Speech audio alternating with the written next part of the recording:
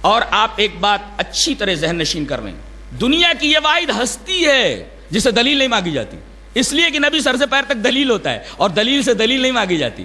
اس کے علاوہ اگر کوئی صحابی ہے، صحابی تک سے دلیل مانگی جائے گی۔ امام کو تو چھوڑیے، پیر کو تو چھوڑیے، کسی شخصیت کو تو چھوڑیے کہ بہت بڑی شخصیتوں سے دلیل نہ لی جائے، بہت بڑے اماموں سے دلیل نہ مانگی جائے، بہت بڑے صحابیوں سے دلیل نہ مانگی جائے۔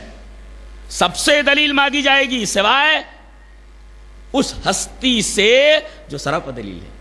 وہ مسکرائے تو دلیل، وہ بیٹھے تو دلیل، وہ اٹھے تو دلیل، اور چلے تو قانون چلے، رک جائے تو اسلام کا قانون رک جائے۔ نبی سراپا دلیل ہوتا ہے اور دلیل سے دلیل نہیں مانگی جاتی۔ اگر صحابی ہے تو اس سے دلیل مانگی جائے۔ آئیے ایک حدیث دیکھ لیتے ہیں، صحابی سے بھی دلیل مانگی جائے۔ دلیل حدیث اس طرح، وعن ابی عمار قال قلت لجابر رضی اللہ تعالی عنہ الضبوع صید ہی قال نعم قال قلت آکلها قال نعم قال قلت اقاله رسول اللہ صلی اللہ علیہ وسلم قال نعم رواہ الترمذی فی کتاب الحج۔ حضرت امام ترمذی رحمہ اللہ اس حدیث پاک کو ایسے ہی کتاب الحج کے اندر لائے۔ ابو عمار ایک تابعی ہیں، تابعی وہ ہے جس نے صحابی کو دیکھا ہو، اور صحابی وہ ہے جس نے نبی کو دیکھا ہو۔ تو تابعی ہے ابو عمار، وہ کہتے ہیں کہ میں نے مشہور صحابی حضرت جابر سے یہ کہا کہ حضرت ایک مسئلہ پوچھنا ہے۔ کہا کہ کیا؟ کہا کہ یہ بجو جو ہوتا ہے، بیجر بجو، یہ شکار ہے؟ بولے ہاں۔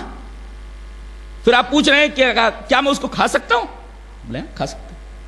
اب دیکھو کہہ رہے ہیں وہ شکار ہے، بولے ہاں شکار ہے۔ اب پوچھ رہے ہیں کہ آپ اس کو کھا سکتے ہیں؟ کھا سکتے۔